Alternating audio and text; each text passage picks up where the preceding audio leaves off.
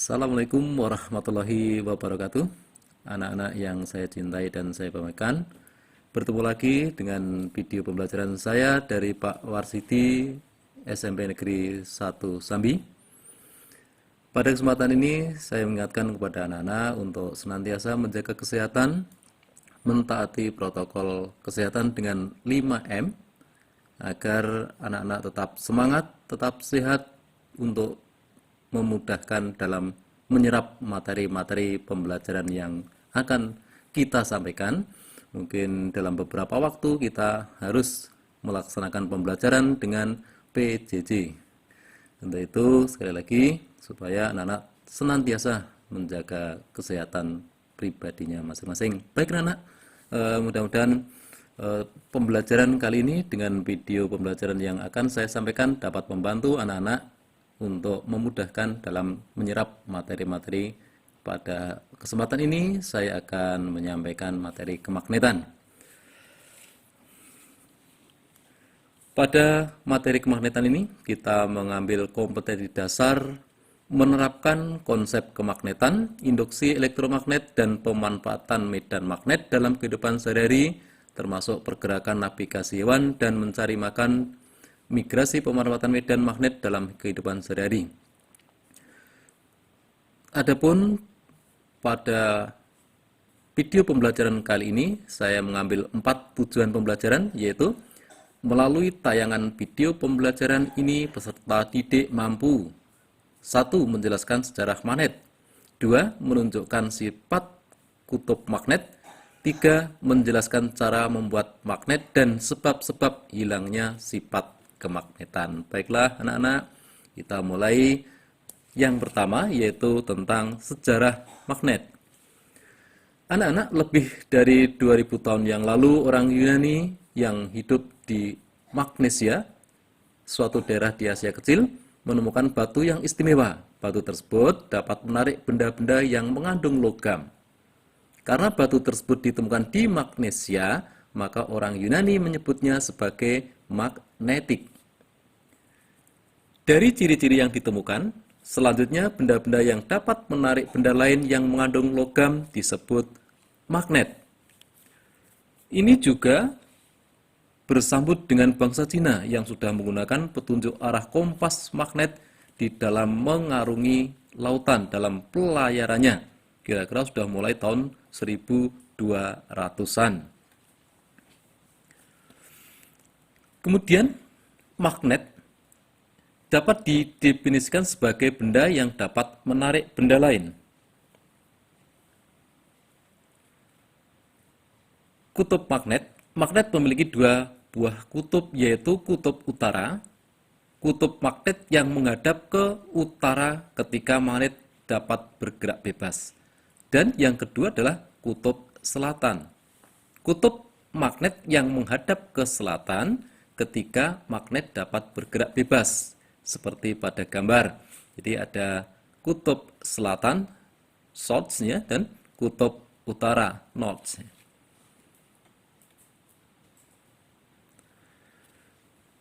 Sifat-sifat kutub magnet dapat anak-anak perhatikan dengan tayangan berikut.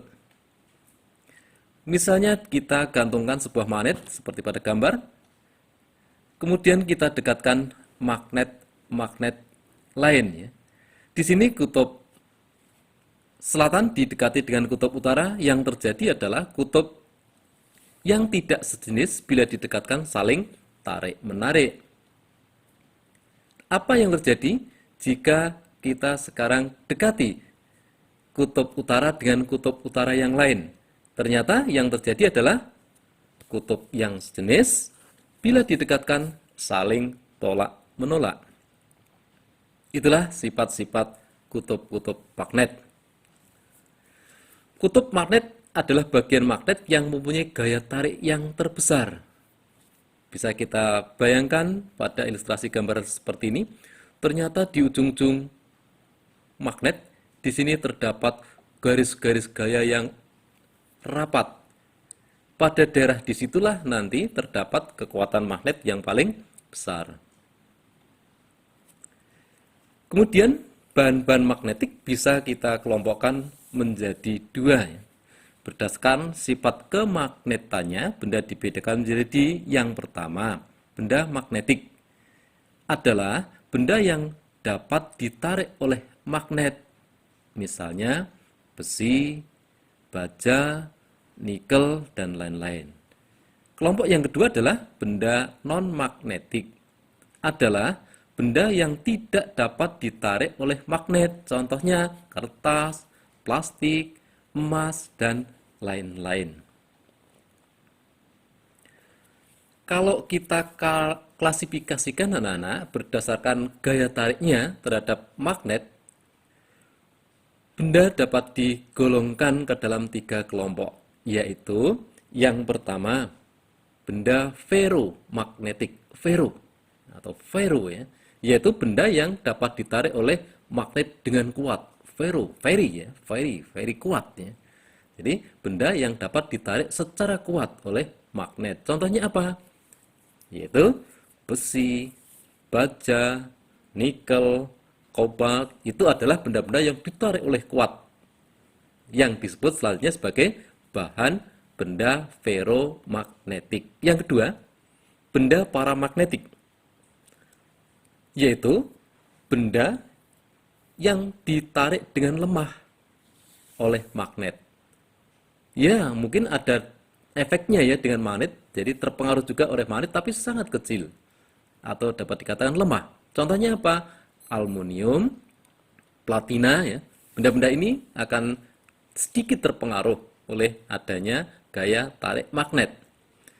Selanjutnya kelompok yang ketiga adalah benda diamagnetik, yaitu benda yang ditolak oleh magnet. Artinya sama sekali tidak berefek, berdampak bila benda tersebut didekati dengan magnet. Contohnya emas, kemudian seng, garam dapur, itu adalah contoh-contoh benda diamagnetik. Adapun anak-anak, cara membuat magnet. Seperti anak-anak telah ketahui tentunya magnet dapat dibuat dengan berbagai cara. Ada berapa anak-anak yang masih ingat? Ada? Oke, mungkin ada 3 ya. Apa saja? Ya, baiklah anak-anak, kita lihat satu persatu. Yang pertama adalah dengan cara menggosok. Perhatikan anak-anak, dengan cara menggosok secara berulang-ulang dan teratur pada besi atau baja, maka besi dan baja akan bersifat menjadi magnet, akan berubah menjadi magnet. Ya, yang lebih penting anak-anak kita ingat, bagaimana besi, baja yang telah digosok tersebut kutub-kutubnya terhadap magnet. Dalam penentuan kutub magnet, dengan cara menggosok adalah kutub magnet yang dihasilkan di ujung bahan selalu berlawanan dengan kutub yang menggosoknya. Tentunya dengan cara menggosok yang searah terus ya. Kita lihat ujung yang digosok dengan magnet seperti pada gambar. Nah, ternyata di ujung terakhir berwarna, katakanlah berwarna biru. Sementara yang dipakai menggosok berwarna merah. Sehingga di situ ujung yang berlainan dengan kutub penggosoknya. Misalnya yang dipakai menempel itu kutub utara, maka ujung terakhir di bagian kanan itu menjadi kutub selatan. Sekali lagi, apabila kutub utara dipakai menggosok, maka magnet yang dihasilkan adalah ujung yang terakhir, ujung yang kanan itu kutub selatan. Itu yang pertama, anak-anak. Kemudian cara yang kedua, yaitu dengan mengalirkan arus listrik atau dikenal dengan elektromagnet. Perhatikan pada gambar berikut, ada baterai, kemudian ada kumparan berinti besi, dan ada objek benda, ini kita simulasikan dengan penjepit kertas atau klip, anak-anak. Kumparan yang berinti besi dihubungkan dengan sumber arus. Kemudian didekatkan dengan benda magnet. Ketika dihubungkan dengan sumber arus, artinya ada arus yang mengalir, maka benda magnet akan menempel pada ujung kumparan. Sedang bila arus listrik diputus, maka benda magnet tersebut kembali akan terlepas. Kenapa? Hal ini dikarenakan ketika arus dihubungkan, maka kumparan menjadi bersifat magnet. Sementara ketika arus diputus, maka kumparan hilang sifat kemagnetannya. Kemudian untuk menentukan kutub pada magnet yang dihasilkan dengan menggunakan kaidah tangan kanan. Bagaimana? Arah ibu jari itu menyatakan arah kutub utara. Sementara arah 4 lipatan jari tangan kanan lainnya itu menyatakan arah arus listrik. Ya, jadi kita praktekkan dengan kaidah tangan kanan ya. Jadi nanti ibu jari itulah yang ditunjuk oleh kutub utara. Sementara kalau kita lihat anak-anak sekarang seperti pada gambar, seakan-akan arus itu bergerak ya, berputar berlawan arah dengan jarum jam. Ya, kita praktekkan coba. Kita tangan kanan kita putar berlawan arah dengan jarum jam, maka arah ibu jari menunjuk ke arah atas. Maka di bagian atas itulah nanti yang terbentuk sebagai kutub utara. Baik ya, anak-anak sudah pintar semuanya. Yang ketiga anak-anak, yaitu dengan cara induksi. Induksi, perhatikan gambar. Di sana ada bahan-bahan magnetik di bawah, kemudian kita dekati dengan magnet yang mana kutub selatan di bawah mendekat dengan objek dan kutub utara di atas. Bila besi dan baja didekatkan, ini dalam artian tidak menyentuh pada bahan magnet yang kuat, maka besi dan baja akan menjadi magnet. Terjadinya magnet seperti ini disebut dengan induksi. Setelah dijauhkan kembali, besi akan mudah kehilangan sifat magnetnya dan baja tetap mempertahankan sifat magnetnya. Yang perlu diperhatikan anak-anak, bagaimana hasil magnet induksi yang dibentuk dengan cara induksi ini, maka nanti tentunya seperti sifat magnet di atas, yang kutub sejenis akan berdekatan, yang berlainan jenis akan bertolak menolak.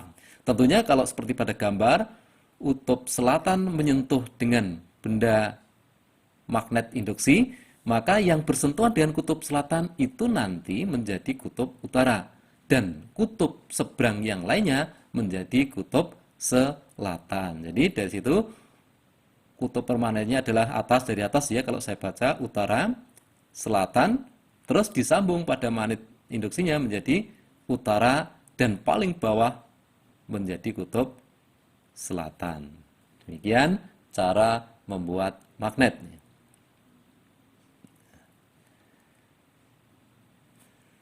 Adapun sifat kemagnetan bisa menjadi hilang atau setidaknya menjadi rusak ya. Hal-hal yang dapat menyebabkan sifat kemagnetan suatu benda menjadi rusak atau hilang ada beberapa hal. Yang pertama adalah dengan pemanasan. Yang kedua, memukul-mukul atau dijatuhkan dari ketinggian tertentu. Yang ketiga, menggosokkan dengan arah bolak-balik. Yang keempat adalah penyimpanan yang salah. Yang pertama, pemanasan. Kenapa pemanasan bisa dapat merusak sifat kemagnetan? Karena dengan pemanasan, maka aktivitas partikel molekul di dalam bahan magnetik itu akan bergerak lebih cepat. Karena gerakannya yang lebih cepat menyebabkan tumbukan antar partikel itu menjadi lebih keras. Karena tumbukannya menjadi lebih keras, yang tadinya magnet-magnet elementer sudah tersusun rapi, akibatnya menjadi acak-acakan kembali. Karena sifat yang acak-acakan inilah menyebabkan kemagnetannya menjadi berkurang. Yang kedua adalah dipukul-pukul atau dijatuhkan pada ketinggian. Dengan adanya pukulan-pukulan ini, tidak lain tidak bukan ini juga berpengaruh terhadap susunan magnet elementer yang sudah rapi, yang sudah membentuk menjadi magnet karena dipukul menjadi acak kembali. Kemudian yang ketiga, menggosok dengan arah bolak-balik. Yang digunakan dalam hal menggosok tadi di depan ya sudah Bapak jelaskan bahwa menggosoknya harus searah. Kalau dibolak-balik bagaimana? Tentunya justru dengan menggosok bolak-balik maka intinya justru kita akan ngacak-acak posisi, tidak akan menata magnet elementer itu. Sehingga kalau posisinya acak-acak, ya sifat kemagnetannya praktis akan hilang. Kemudian cara penyimpanan yang salah, misalnya ditumpuk, disusun dengan cara kutub yang senama disusun dalam kutub yang sama, maka akan terjadi interaksi yang terus-menerus. Ini juga bisa menyebabkan sifat kemagnetannya menjadi berkurang. Keempat cara tersebut akan mengakibatkan susunan magnet elementer pada magnet akan rusak pada prinsipnya, sehingga sifat kemagnetnya pun akan hilang.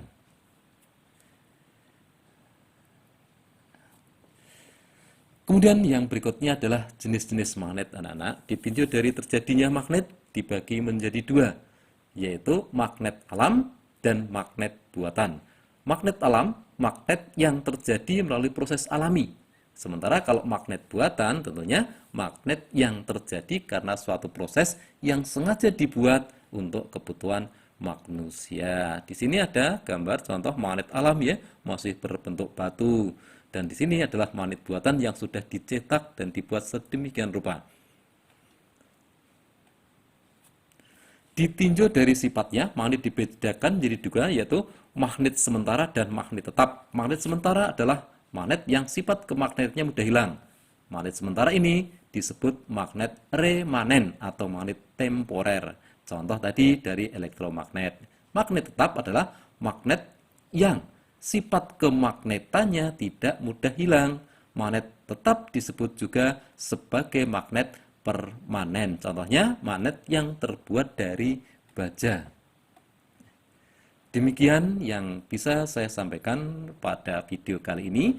Mudah-mudahan anak-anak dapat menerima dan dapat membantu memperjelas materi yang saya sampaikan. Untuk itu, silakan anak-anak nanti mempelajari pada buku pegangan siswa ya yang terkait dengan kemagnetan dan uji kompetensi 1, silakan anak-anak dikerjakan dulu. Sampai ketemu anak-anak pada video-video Bapak Warsiti berikutnya. Dari saya akhiri. Terima kasih atas perhatiannya. Assalamualaikum warahmatullahi wabarakatuh. Selamat belajar, tetap semangat. Terima kasih.